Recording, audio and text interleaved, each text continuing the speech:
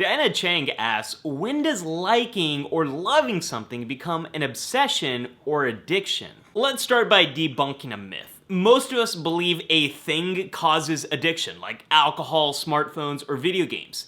This is wrong. Most people who drink, use smartphones, or play video games don't get addicted to them. Addictions aren't about something being added to your life. Addictions are about things that are missing from your life. We all want to experience joy, connect with friends and family, and find meaning in our lives. When we don't have enough of these things, that's when we're vulnerable to getting it from something else. And this is how an addiction can form. Now we have to define what an addiction is. My favorite definition is engagement in self-destructive behavior despite adverse consequences. You keep doing something that initially feels good but causes you a lot of long-term problems. I know it's a broad definition, but addictions are a broad thing. Your brain doesn't care if something's a chemical like caffeine, marijuana, an opioid, or behavior like gambling, social media, or shopping. If it can make you feel good, it can lead to an addiction. Here's an example. Maybe I'm lonely. I start binge watching my favorite Netflix shows.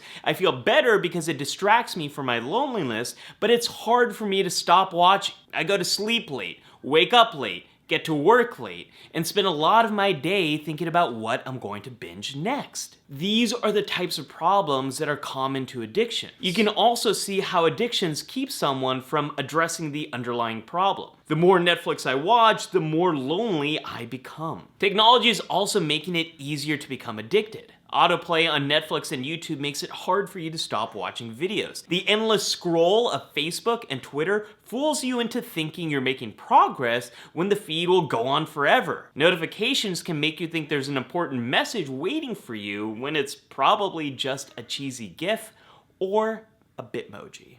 GIF? GIF? I don't know.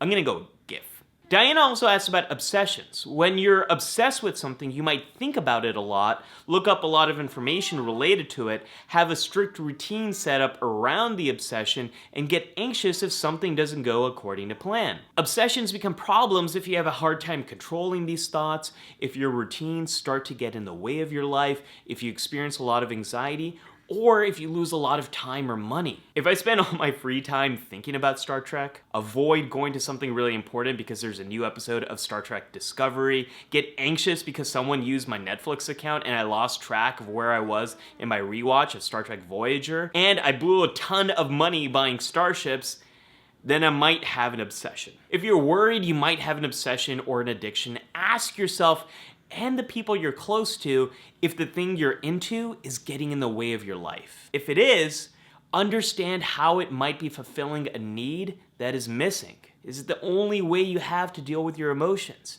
Is it making you feel less alone? Is it distracting you from the direction your life has gone? That's how we treat these problems.